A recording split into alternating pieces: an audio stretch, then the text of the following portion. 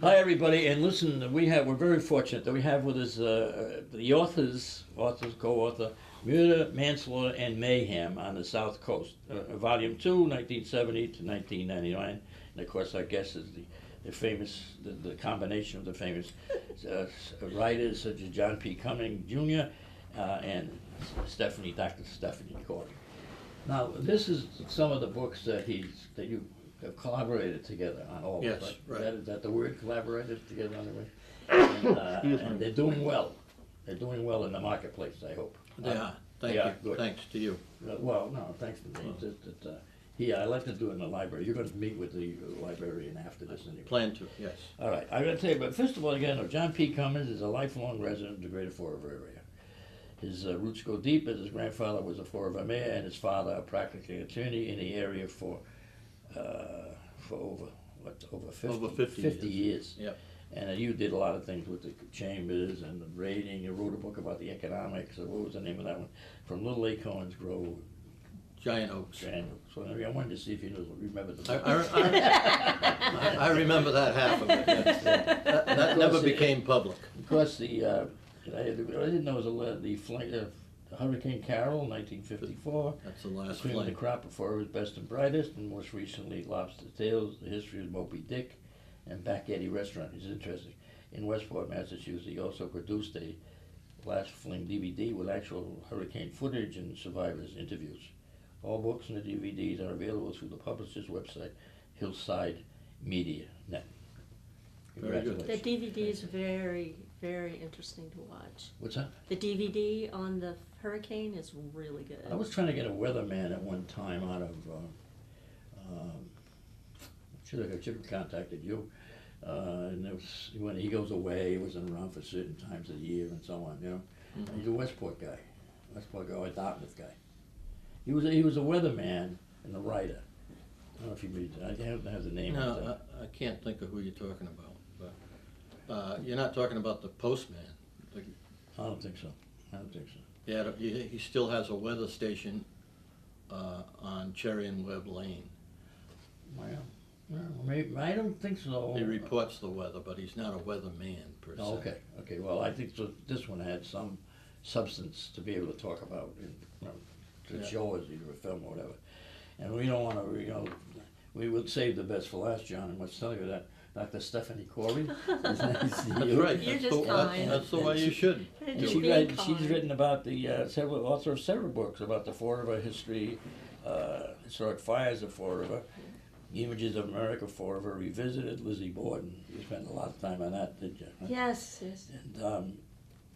And she sent a work on Arthur Miller's scholarship, Arthur Miller's life and literature, and she's a co-author and with John Cummings in Murder, Manslaughter, and Mayhem in the South Coast, Volume 1. 1 and 2. 1 and 2. Welcome to the Somerset Public Library, and Thank you.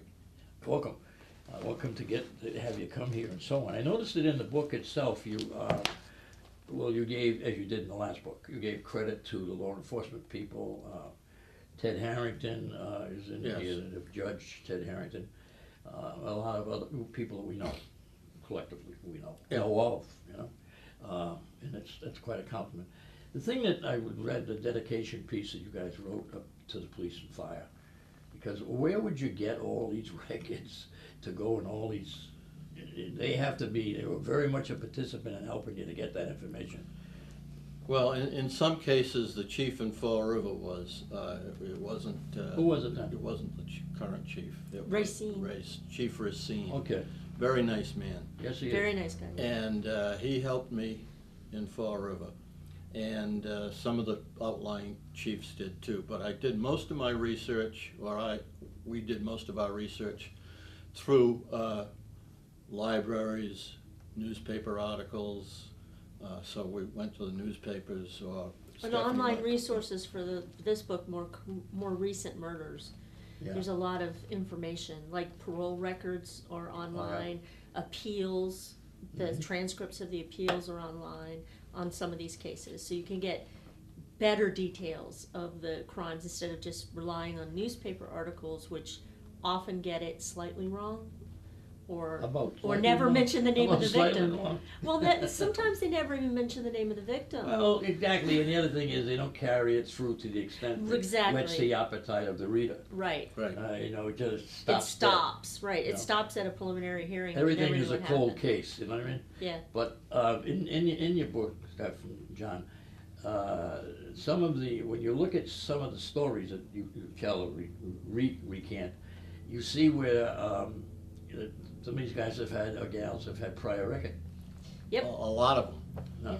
And a lot of them, after they get punished, come back and do Do the same thing. similar crimes again, right? The Bertello girl Yes. was a student of mine. Really? I taught in. Gail Botello. I taught in. She was a piece of work, I must tell you. She had her problems. She absolutely She had her a problem. Yeah. But she didn't deserve to die and get put under a barbecue pit No. by Tavares, that's for Yeah. sure.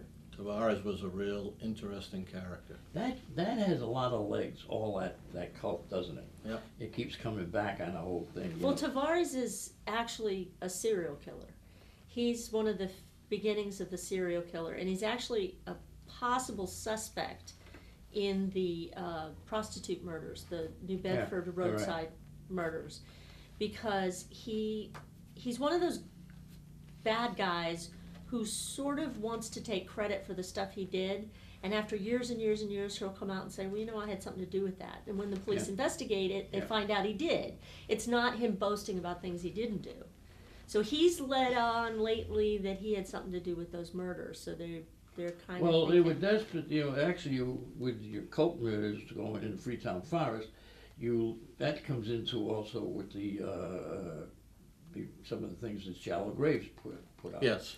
The other thing is, who was it? Ponce was the lawyer, and that's a story behind a story there. Yes. That was Pina frustrated with the Yep. position, frustrated with Lowney running against him. Yep. Right? There were political issues going It was on. a very big political issue. And the governor at that time, Mr. Cox, had to intercede because the head of it, who from the state police, who was an assignment to the DA's office in New Bedford, they wanted to walk out. They walked out because of an election.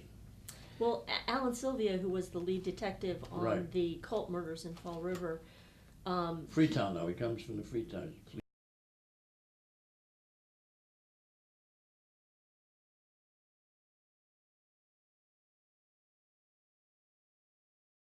Sylvia is now a state rep, and he was the lead detective on the cult murders in Fall River, Carl Drew.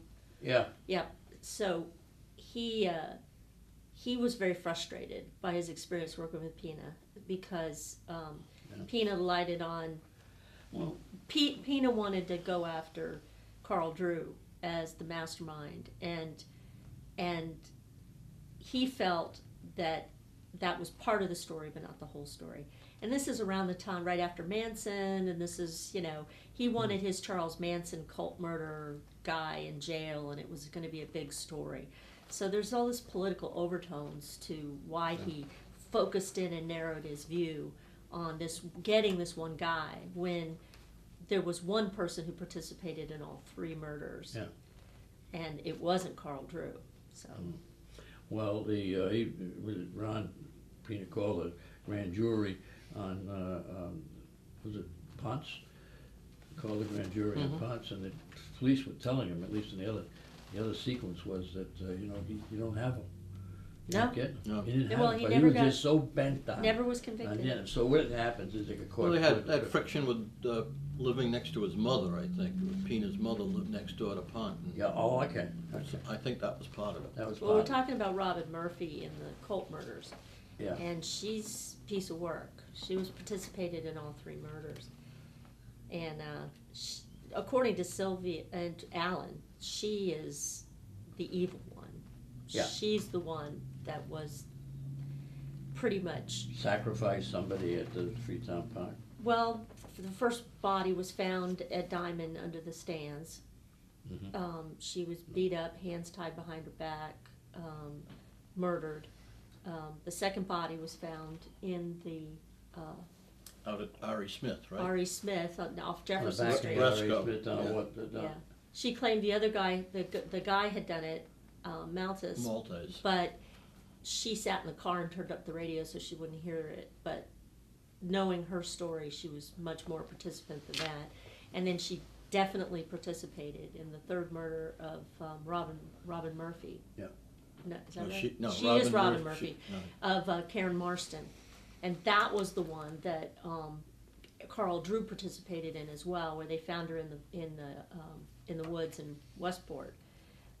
That's a horrific killing, and it stopped after that. But she had actually pled guilty to the first murder. Robin Murphy had pled guilty to the first murder, but did a plea to testify against Carl Drew, and then got immunity on the first murder. I mean, she literally killed a woman, but got immunity on it, so it's an unsolved case, in order to turn evidence on Carl Drew. That's how much pain there was after Carl Drew. So he let her not be So he convicted let her off. of that murder. Of that murder. She was paroled for something like 9 years Yeah. during a period of time which she was caught violating her parole and got sent that back. story never ends, even today. He Well, claims he's innocent. He's got a Facebook page. He has a Twitter account. He has got a website claiming his innocence. And he contacted the Innocence Project, and they said, "Oh, we're way too busy. We can't take your case." As two authors, you have an audience out there that reads your book, has pieces that you haven't got. They Yes. know Oh, of. sure. Oh, absolutely. They know of. Oh, yeah. And that's Oh, what yeah. you reached, I think you did, Stefani. You reached out for, both of you did, but on trying to get people who had any information Yep. over and above the library, the police department, the decision of the courts, over and above that, for something else that could tie it up and finish or open up a cold case. And Robin Murphy was up for parole again just last year.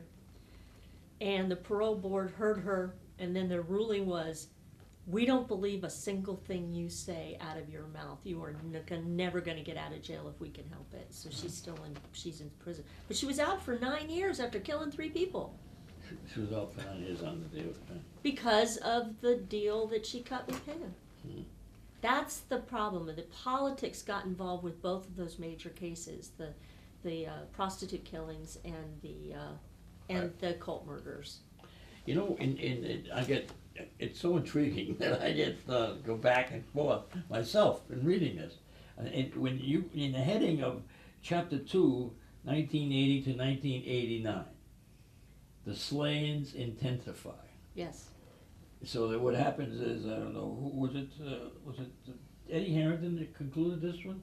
Was he part of this statement that was made after the South Coast Yeah. experienced a property reduction? Because of all of the things you bet about the murders, it brings into categories of drugs. Yes. It brings big drugs. It also brings the fact that in New Bedford or close proximity are seaports. Seaports bring in people on voyages, working merchant marine, merchant seamen, and I think they've participated, not in every case, but in some of the cases. Well, when you read the parole records of people asking for parole, and those documents are online, so you read the parole statements and you read the person's life, because they tell a really sad story do. about them growing up.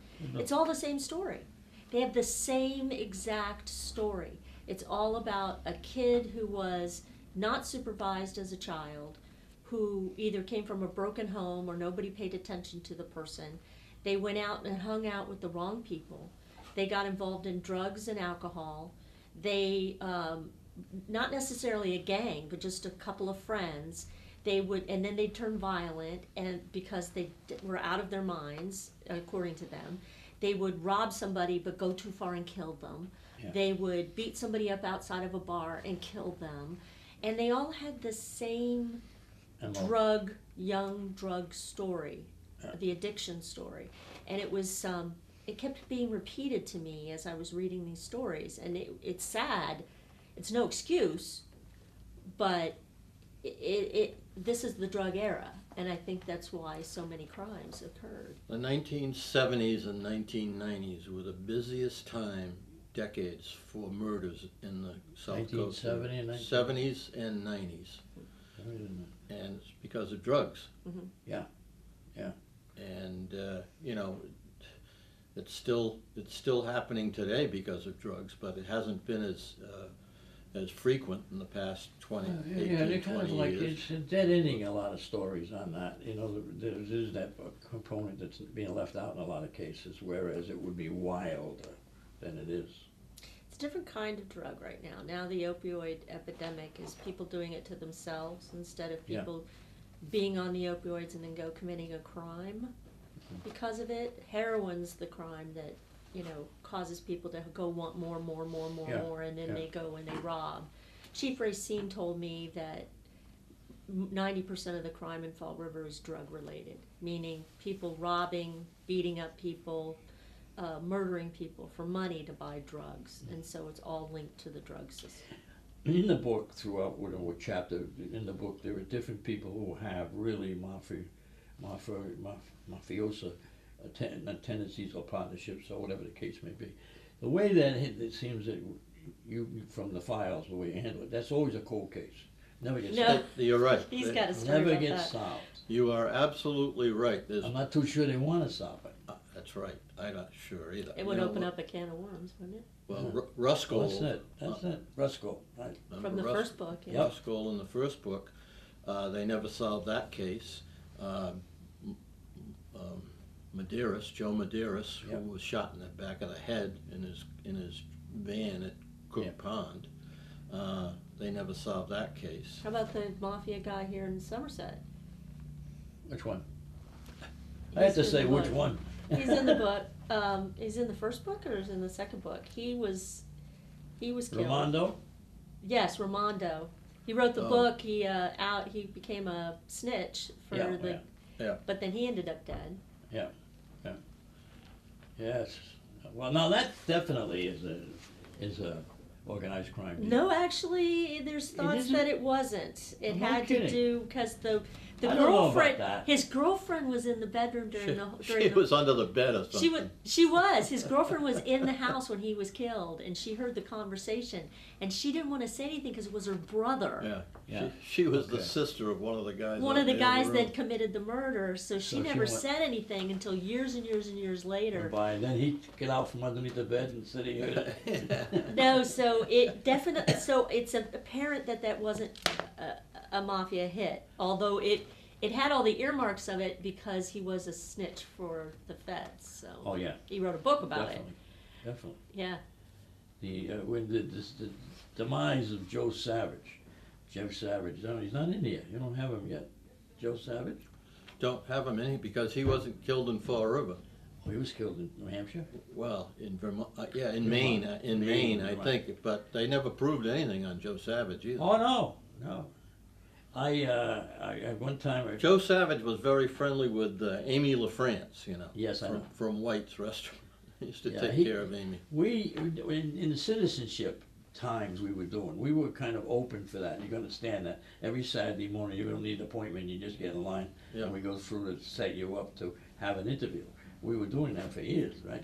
So we had a lot of guys who may be on a run came with we were Sure. we were in a detective agency. We didn't know that.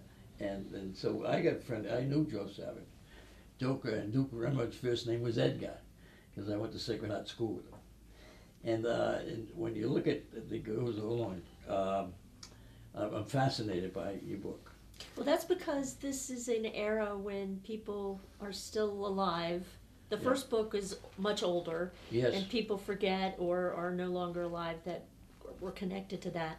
But you said you know a lot of these people that are I in do. this book. I do. So I do. that's the audience is gonna recognize names there. Yeah, too. it's not so much of the thing with the citizenship, but it's just the fact is we were housed down in North End, and that the Republican Club was a hangout for you know what, right, for the longest time. So we all, and I would always get a call. They're gambling on a Sunday, always on a Sunday, of course, and then somebody shuts them down, and who do they come to? Me, So you're gonna answer to that, and the guy's gonna cut down a telephone pole. So these stories are real. I lived them. Sure. So whenever you see a murder that's cold, and everybody's trying to get away from calling it a gangland thing, you have to come back and look at that. But how much time do you want to spend on it? You can't get your hands on the cases if they're cold because it means they're open. And when an open case is considered off limits to anybody to look at. Right. So if the case is solved, then you can get your hands on some things, Yeah. but not the other way around. But there's so much of that put on the back burner, so you can't look at it again. Well, it's interesting, right now, there's online, which is amazing. There are people who spend their time doing armchair detective work on cold cases, and they're actually solving cases. They're fresh eyes taking a look at evidence and things like that, and they're actually solving some of these nationwide cold cases. Let me ask you something, Stephanie, John. Do people contact you about somebody in the book? Sometimes. Sometimes. What do you mean contact? Well, somebody reads your book Yeah. and they know who was murdered, who was accused, where it happened. Yeah, we What's had a lady missing? called us about the first book. We had an address wrong Yeah. on the house that it happened in, so we corrected it. Was it She knew. tangible? It was a It's relative. more likely that they will come to one of our speaking presentations All right. that we do at libraries and different places, and then they will ask us these questions: where did we get this information? I And get, yeah. Yeah. more so than calling us directly, Yeah. which is fine with me. I'd rather Yeah, do it yeah. that way than have people call me. But Some of these people are still alive. Okay, Yeah. some of these murderers are out Yeah, because many they've of them gotten are. parole, and they still live in the area, and they've committed other crimes. And we're very careful not to mention that because they're still around. No, you can't. And I don't want to. I don't We want don't to want get visitors. mad at me. No, you want to get we don't on want that list. visitors in the middle I'm of the just night. talking about one case, and I'm not going to bring up all the other stuff that they did because I really don't need that. They live near my house, kind of thing. So I got to be careful. Joe Savage, I was going down to the beach down at the north end of Forest Neck Beach with my late wife, and we're driving. He drove me, Tommy, you want to buy us something? No, it's okay, Joe. So he said to me, come on the boat. I said, the last person on the boat never came back. That's right. So anyway, but, No, we didn't write up Joe, No. no, either alive or dead. yeah, well, it's yeah, true, it's out of the cases. I mean, we had 177 Yeah. cases in this book, number 2, What? and that's a lot. And then book number 1 we thought that was going to be a lot, but it turned out to be nothing compared to this book number 2. And Yeah. we had to stop at 1999 Yeah. and consider doing book number 3, which, when I did the research, I did it from beginning to end. So I did the research right. through 2016. So you could add to it. And so, The book would have been way too big. Yeah, it would have been too. So. To your credit, both of you, the book is placed in a way in which it raises the curiosity of the reader, non-reader, because it's like a thing, it's like a spread. Somebody who read it will, or figured something in it, passes it on to someone else. And that's And there's the selling sources you point. can go find some more information in every chapter. Yeah. Where you could read more about it, like the Shallow Graves book that just came out, which is on the New Bedford highway murders. Yeah, I know that. Excellent book. Yeah.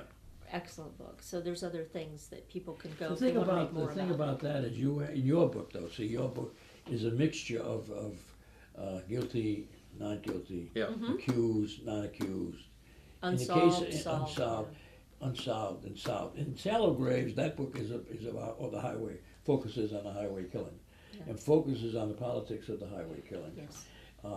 And the families of the women and the who were killed. families of the victims and so on. So that's a book that you have to be interested in either the victim or the accused or whoever it may be, or know a location. That's the biggest unsolved serial killing in New England. Please? That's the biggest unsolved serial killing in New In England. New England, well. All of New Wow. England. See, we're giving the reader just a sample Yes. I know. of everything, and then the reader wants to explore more, they can. So, I mean, we wrote this thing about Patricia Murphy. You remember Patricia Murphy? Her husband was a cop, and he had killed her, and then he set her up as if it was a hit and run down on Bay Street. She was running, I read that. and I mean, he served his time, and then he's come out of jail. I don't know. He's not a cop anymore. I don't know if he lives in Fall River or not, but I'm not interested in meeting the guy. No, You know? Pemberton, the boxer. Yeah. Well, must have seen him a long time. When you're reading that story, then the fact is that they burnt him in his coffin. In the funeral home, they torched him. Man, I mean, the guy's already dead, but somebody really hated the guy's guts. God, I guess. I had one conversation with his son, who was since, when he worked at, I think it was Kmart, he was in charge of, in the Human Resources Department. He wouldn't talk about his father, so I didn't put anything in the book. Of course. And he recently was in this area to do some kind of presentation, but the poor guy was the son of a, and how do you talk about your father who was torched in the funeral home? You don't. But to your credit, both of you, I mean, you've reached into the darkness, if you will, about all of these things that have happened, and people want to know about them. And it's like an appetite, which like you get in one bite, you can't put it down. Yep. That's how I feel about it. I want to take this opportunity to thank both of you for your talent and to share it with the reader, because this is a good one. You got to get another one. Yep. Yeah, thank you, Tom. No, you're welcome. You're welcome.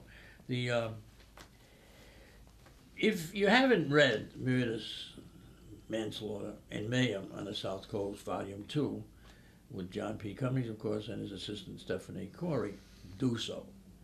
It's available in many, many places, and they become a conduit for wanting to know a lot more about it, about other ones as well.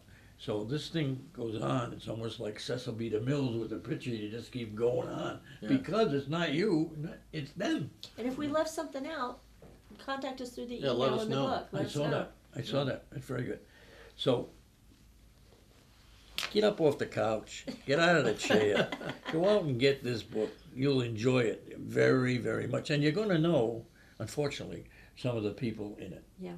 Both the good side and the bad side. So, from the Somerset Public Library, SATV, thanks, John Cummings and Stefani Koorey. Thank very you, Tom Thank you Norton. very much.